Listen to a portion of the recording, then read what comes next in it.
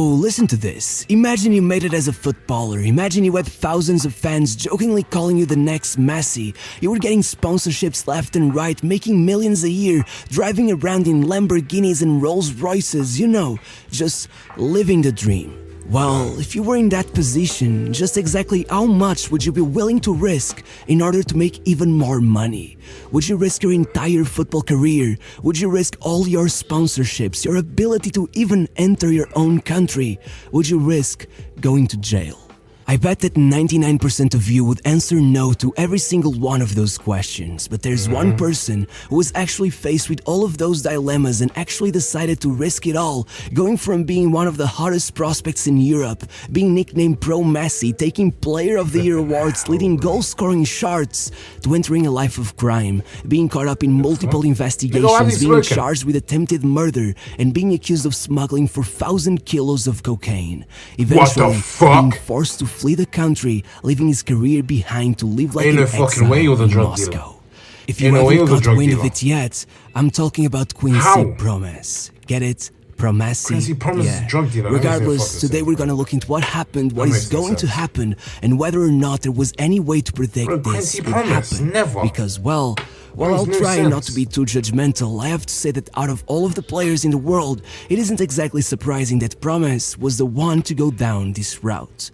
Let's just say he's always been sort of problematic. Look, at around the age of 10, he was already skipping class all the time, and while this wouldn't be the worst thing in the world if he was kinda like me at Bureau, I did the same thing. That didn't seem to be the case, as by the age of 16, despite being one of the most promising young talents at Ajax, the team ended up literally expelling him from their academy on account of his bad behavior. We never really got a good explanation as to what kind of behavior was bad enough to warrant an action like that, but as Promes himself would say, I was never an easy boy to deal with. I know that. I had no idea what I needed to do to get to the top.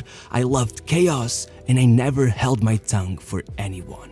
Still, I guess you could say he had a soft side, as he did also admit that on that day, though he made sure to stand tall as he left the academy, he ended up bursting into tears the moment he arrived at home.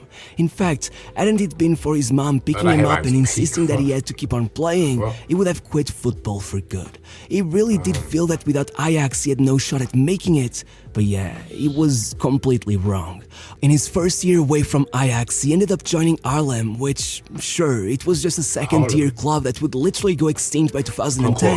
However, the year after that, he had already earned a move to Twente, another of the country's top clubs, and by the third year, he had signed his first professional contract, got his debut in the Eredivisie, and just 3 months after that, he was sent on loan to Go Ahead Eagles in the second team. He was a fucking baller. Look how many clubs he even top flight football, he wasn't in the limelight, but for someone who was convinced he'd end up working a 9-to-5 job just 3 years before, this was an incredible comeback, and it only became better once things got going at his new club.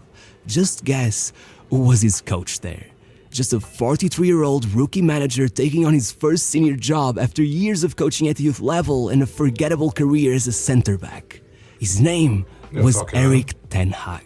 Oh, shit. He did work out some of his magic, leading Promes to an inconsistent yet incredible year that saw him go on some nasty goal-scoring streaks that eventually led him to finish the year with 17 goals and 11 assists from an offensive midfielder role, quickly becoming a fan favorite at his new team, finally getting the infamous nickname Promesi and leading the club to an hopeful 6th-place finish that earned him a place in the promotional playoffs, pulling off 3 goals across the 3 rounds as well as an assist, shocking the country by putting Go Ahead Eagles back on top after nearly a decade in the second tier. Regardless, with performances like these, not only did he take the award for best young player in the country, but he left Twente with no choice but to bring him back, and man, it just didn't stop. By November, he had gone on an incredible streak with 12 goal contributions in 13 matches, literally being named the best player in the country for that first half of the season. But only after he had gone down in a match, coming off with a knee injury and being rushed to surgery. As you might imagine, everyone was worried, but faster than they could imagine, Promes was back on the pitch, scoring or assisting in all of his first 4 games back and even earning his first call-up to the national team and a place in the 30-man squad for the World Cup preparation stage. By the end of the year, Promes had offers from everyone from Juventus to Valencia, but despite that, he still went for Spartak Moscow instead. Look, Probably this get- wasn't probably as get more playing surprising time as it there, may bro. seem. All the way back in Wouldn't Go he get Ahead more playing time Eagles, than his Juve or teammates had Valencia or nicknamed him them? Money Wolf. As weird as that nickname may sound, the reason behind it was That quite movie's clear. fucking amazing. I Promes watched this was shit. always money hungry. His This movie's teammates would amazing. always listen to him talk about how he was waiting They for need his to make big another money one of move. these movies, On man. social media, he was always showing off whatever expensive jewelry and clothes he had. He surely was never a modest guy.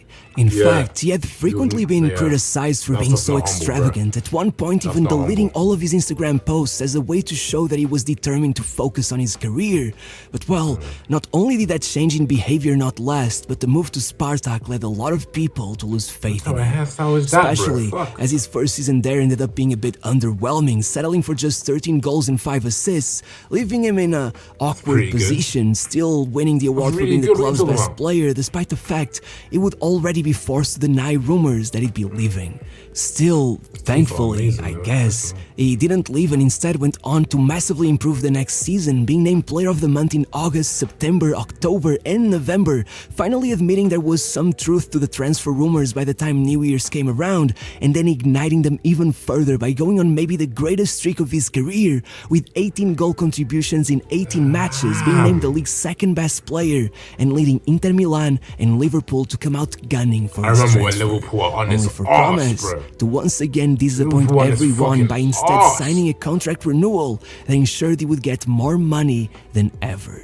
And I guess it did pay definitely off for a lot of Spartak, as despite some injuries stopping him here and there, Promes hit some of his best numbers ever, topping the league's assist charts while pulling off 12 goals as well, getting close to a goal contribution every 100 minutes, and eventually scoring the goal that would make Spartak league champions for the first time in 16 years. When Even Promes won was them the asked if league. that had been the best season of his career, he simply Bro, I answered, was "Let there the as well. people decide," before once again ignoring interest from You an win the league European and shouts giant, there as this well. time And you're Manchester getting paid United, bank. and going on to play yet another season with Spartak, finally topping the league's goal-scoring charts, once again improving on his previous form, this time with 31 goal contributions, even pulling off Flipping maybe the greatest hell, performance bro. of his career, with 2 What the goals and fuck 2 went assists wrong, against bro? Bro, Sevilla, pull him out. leading Spartak to an unfathomable 5-1 win over the Spanish side, despite the fact they only managed 32% possession. Of course, this once again brought him some rewards. First, the award for Russian Footballer of the Year, as well as a £25 million transfer bid by Southampton. And though Promes would once again insist on bruh. staying for a while, when Spartak lost out in the Southampton Champions always League want these type of playoffs, players as well. he They've finally already let got Mane, go and got joined Van none Dijk. other than Southampton's got Sevilla, everyone, who were bro. clearly still shocked with what they had seen just a few months earlier. However, it has to be said, that transfer sucked. But when Sevilla's I remember overly when he went to defensive Sevilla. football, a bunch of managerial changes, know and why he their went to insistence Sevilla. on playing Liverpool wanted Promes him as well, everywhere but on he the goes to pitch Sevilla. except for his actual Doesn't even make natural sense. role, at one point even deploying him as a left back. No Him and wonder he Mane barely would've been scored any goals that ridiculous. season, leaving the club after just 1 year and running back to the manager who pretty much made his career, joining Ten Hag once more, this time at Ajax, where soon things would go very, very wrong.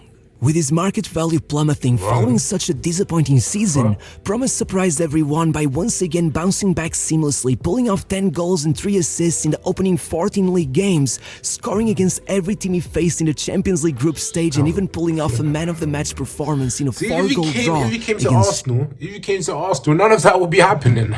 Let's be real.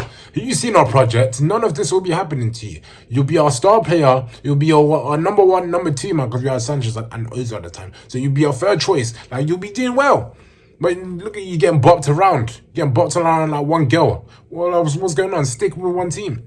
But it's getting passed around like a split. Like, what is this? But just as everyone was waiting for him to fire everything up to a whole new level, Promes was detained by the police as a suspect in a stabbing incident that had happened all the way back in July, before he had even debuted for Ajax.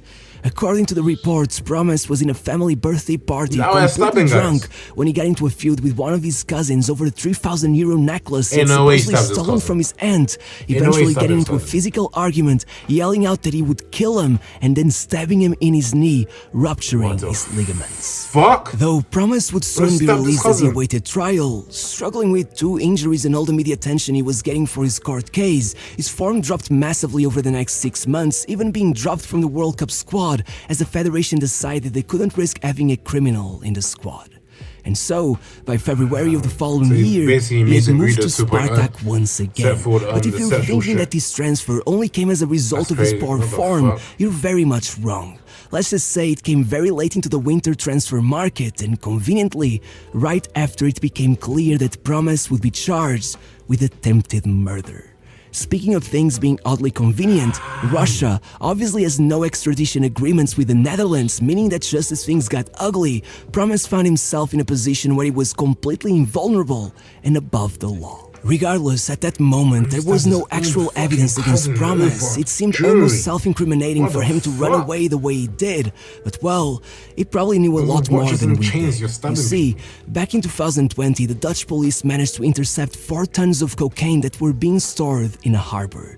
Soon after, several people closely related to Quincy Promes, including some family members, were charged and eventually detained for drug trafficking and money laundering. This could have easily been a mere coincidence. The police initially had no actual way to justify the start of an investigation against Promes, but that was before something became quite obvious. Promes kept receiving calls from the people who were imprisoned. Over time, it became more and more obvious they were likely more than friends, they were associates. And so the police ended up tapping Quincy's phone, hoping to record some kind of confession of his association to that case. But what they didn't expect was that they would catch him confessing to something entirely different. On the day after his stabbing, before the police was even aware of the occurrence, this nigga's goes from power. As Promes made a call to his father goes from fucking power. In that call, his father said, "Why are you coming for that cousin of yours, Quincy? I don't want you to get in trouble." And right then you could hear Promes reply, "It was either that or I would kill him. Don't you get it?" Then, briefly after hanging up the phone, 2 more calls occur, one to his mother and another to his aunt. His mother informs him his cousin is on the way to the hospital. Yes, where he got hit. She replies, "In his leg." And Promes once again is heard saying, "Then he got lucky."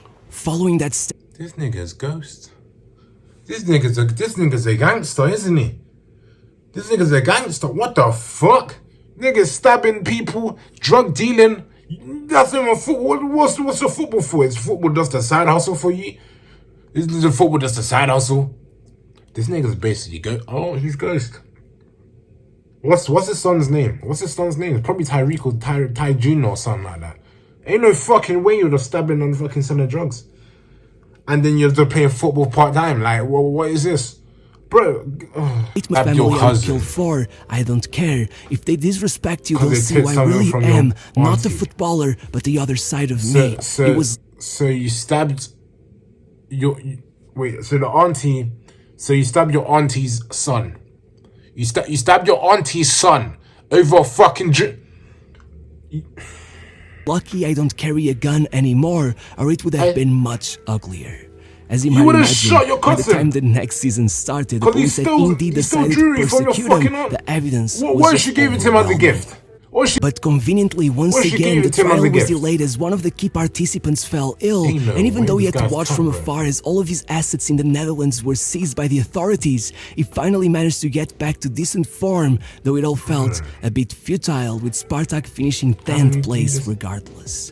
As the months followed and the current season began, the police began preparing their case. Then the trial was delayed again as Quincy's lawyers began questioning the validity of the evidence. Eventually, though it wasn't actually deemed invalid, the charges for attempted murder were dropped, being replaced with aggravated assault, and though the prosecutors had requested a 2-year prison sentence, Promes ended up only getting 18 months. Ever since then, his lawyers confirmed they will appeal the decision, while Spartak has publicly stated that none of this will stop them from playing Promes, who strangely and rather ironically has hit the form of his life ever since the sentencing, scoring 25 goals and getting 10 assists over the last season, averaging a goal contribution every 87 minutes, substantially better than he ever managed to pull. Oddly enough, he also decided this was the perfect time to start releasing music videos of him rapping, which is just wild. But what I think is seems to be On my life, forgetting he's is that ghost. police Bro, haven't drug given up on dealing, proving his rapping, association with the fucking drug stabbing trafficking people, case, fucking and just playing last football month, as well, they bro. confirmed they He's had living a decided to life. prosecute him for that What case the as hell? well, claiming he and another man are responsible for importing at least 1.3 tons of cocaine with a wholesale value of $40 million, all purchased from famous Surinamese drug lord Piet Vortel, who was finally arrested in Aruba a few months ago, having been sentenced to jail in both Spain and the Netherlands and managing to escape both times. You know, sort of a El Chapo character. Regardless, according to recent claims, Promes had been in debt to Vortel after allowing a rival gang to steal a shipment of about 400 kilos, and the biggest piece of evidence linking him to all of this was this time around an encrypted text they intercepted, in which Promes told his associates the other half is safe, carry on with the job, soon after one of the runners he had hired was caught while attempting to move half of the shipment from the port to a shisha lounge they were using as a meeting point. I really think Promes should consider putting down the phone once in a while, but regardless, I guess we can say Quincy Promes is now a certified drug lord. YouTube Ain't no Premium. way, bro. He was doing the guys like that, bro. Oh my life. He's not even promising them. He's Mr. Drug Dealer.